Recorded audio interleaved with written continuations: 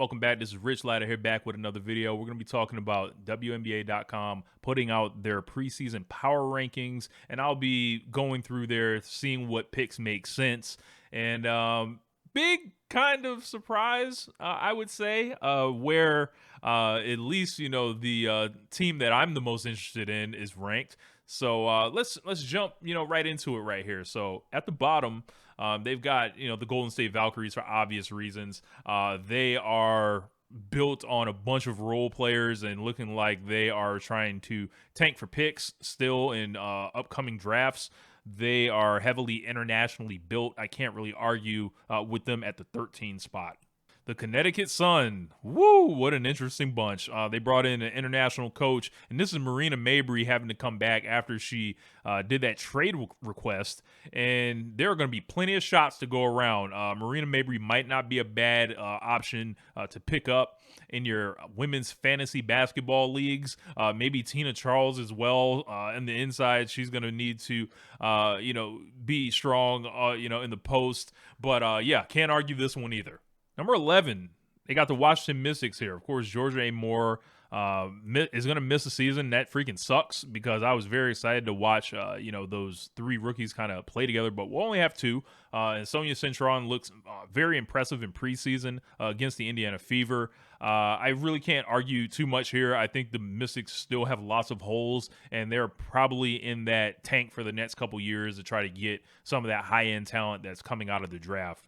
Little low here. So I would probably have the Sparks up in the playoff picture, maybe around the 8 seed or 7 even. They have the Sparks at 10. Let's see what they said. They said the Sparks are looking to bounce back from their first single-digit win season in the franchise's 28-year history. A key move accomplishing that was acquiring 3-time All-Star and 2-time champion Kelsey Plum via trade. Plum will reunite with former teammate Dearica Hamby and play alongside young stars Rakia Jackson and Cameron Brink, who's expected to return in June after recovering from a torn ACL last season. So if she can't hit that June date, probably, yeah, you can probably argue that, but I'll give Cam the benefit of the doubt, think she'll make it back. And I think this is going to be a stronger team than they have them listed. So number 9, they got the Dallas Wings. So the Dallas Wings are probably right where I might have them, maybe an 8. We'll take a look at what they got up on that side, but it feels like it's going to be a struggle to score. It just seems like they got two good offensive options and really no one else.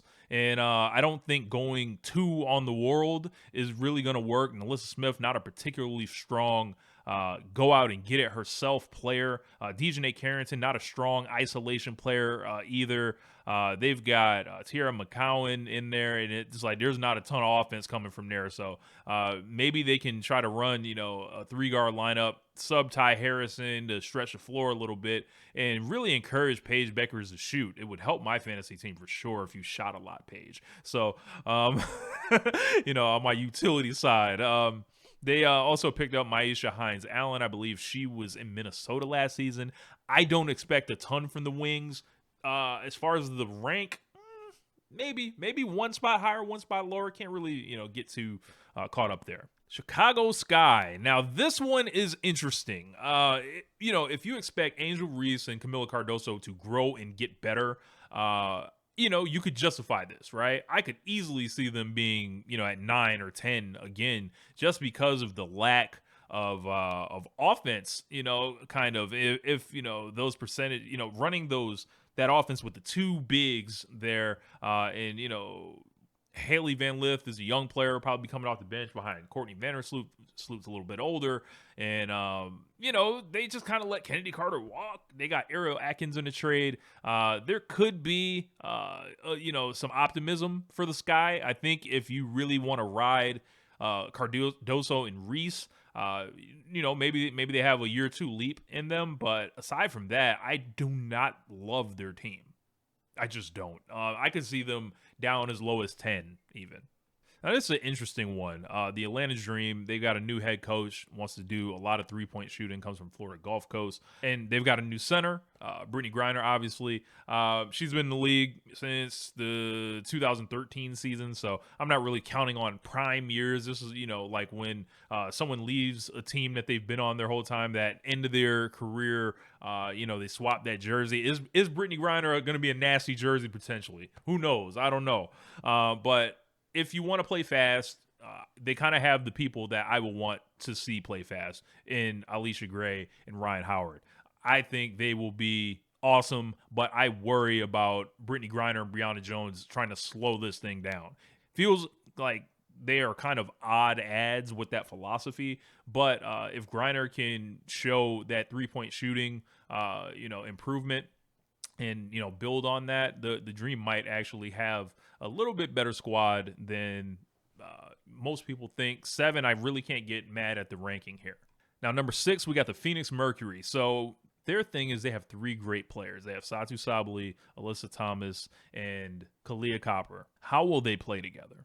This is going to be a very tough team. I don't know who their point guard is, but if you got Alyssa Thomas, I guess you'll just let her make the decisions. Who's going to tell her otherwise? 6 feels appropriate just because I don't know the rest of the team as far as, what are all the guards going to look like. And all the other teams are, pretty strong, and they're trying to build a super team kind of culture here. But I don't know. Something doesn't feel right about this team for me. This team is the boom or bust. It could go way higher. They could have, Satu regain her first team form. They could have Alyssa Thomas have another great season and keep it rolling. Or this thing could be, just 3 good players. I don't know. It's going to be interesting for the Phoenix Mercury. Whoa. The Indiana Fever at number 5. That feels like a shot to the heart. It's a little bit low, I'd say. I think the Fever can finish anywhere, 5 on the low side. And let me do this. The Western Conference in the NBA this year, I want to say everything from the 3 seed down, maybe even the 2 seed down, was separated by like 3 games between all the teams. So, let's put that situation out there. Let's say it's going to be really competitive at the top 5 spots. Let's say, there's some load management. Let's say there's knick-knack injuries. Sure. Could the worst scenario spit out the Indiana Fever at the 5 seed? Absolutely possible. But I'm going to go with optimism here. Let's say everything runs how it's supposed to be. Not a soul is injured. And I'm going to knock right there to help ensure no one is injured. But the Fever at 5, I'm going to politely disagree. I think this team offensively is going to be dynamic and spectacular. I've got them at the number 2 seed. Just blindly, eyes closed. If the schedule doesn't break their way, if the breaks don't push them up to the 1st seed, I think this is going to be beyond the second half of the season, how it was for the Fever, and by extension, Caitlin Clark. Everyone kind of knows already how to play together. The veterans are in. The bench is stronger. The coach is way better. They have made nothing but improvements across the board. For them to only, be projected at number 5 after all those improvements, I can't agree.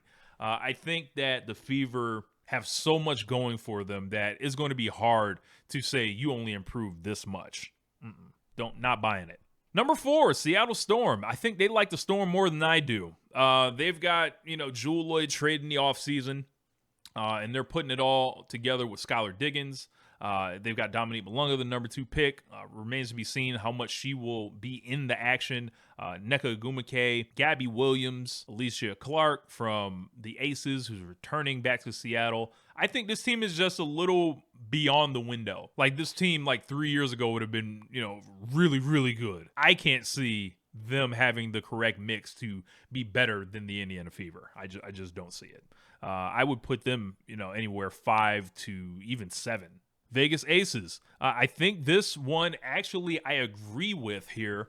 This is probably where I would have them. I think A'ja Wilson is going to be on a mission to win the MVP again. Whether she will or not, that's another discussion. But they did have that early exit in the playoffs that they were not expecting. They were trying to do that three-peat deal. I think Jewel Lloyd is an absolute regression from Kelsey Plum that for them hopefully will be offset by Chelsea Gray returning to form, coming back a little bit healthier than she was last year. If she can be the second half of the unrivaled season, Chelsea Gray, I think the Aces have a chance to do pretty well. Picked up a good shooter in Aliyah Nye in the draft. I think that the Aces, of course, are going to be well coached and they're going to play really hard. I do think they slightly regress though. So can they overcome that? I'm not sure, but finishing third for them would be technically an improvement from the fourth they were last year. But I think as far as just putting it with the matchups, it feels like they don't have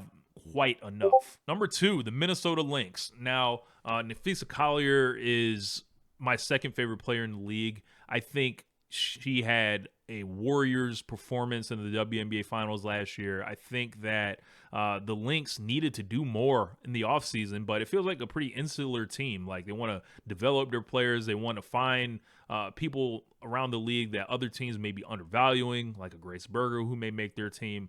And I feel like they needed to make more substantial moves. If you see the Aces making moves, even, if it's a trade that makes them slightly worse, you see the Liberty adding someone like Natasha Cloud. You see the Fever making all these moves. It feels like the Lynx are the odd team out there. So I don't see them as a second. I see them probably like around a 4. I think Collier's going to be spectacular this season. She's going to have the green light to just keep being the incredible player that she is. And Kayla McBride, she's nothing to sneeze at. I just see the ceiling for them, a little bit low.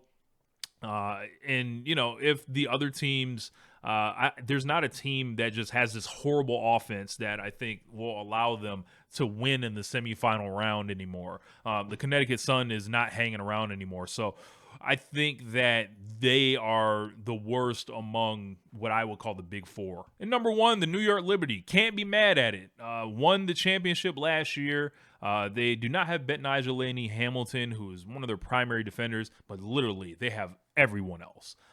They also, added Natasha Cloud, who's going to definitely come in handy in a potential Liberty Fever matchup to where, you don't have to have Sabrina chasing around, Caitlin. She might have to chase around someone else, but she won't have to guard Caitlin. That'll probably be Cloud duty. I hope Cloud is ready to get 40 put on her, but that's another discussion. I think until we see the Liberty really take a step back on the court, giving them that number 1 ranking, I can agree with it.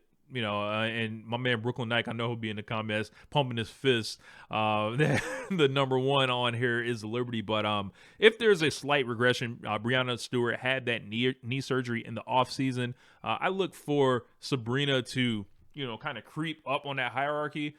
And then they still have Jonquel Jones in case, that's your emergency valve. She did win Finals MVP last year, well-deserved. And she'll be the one to, bail them out. So what a luxury that the New York Liberty have. 3 MVP caliber players, or, first team, second team, all league players. I think the WNBA tried to be a bit conservative in their estimates. They kept it there at the top. They didn't really reward the Fever too much, but I think the Fever is going to outplay that 5th ranking. What about you? Let me know in the comments. My name is Rich Latta. I'm up out of here. Peace. One lifetime.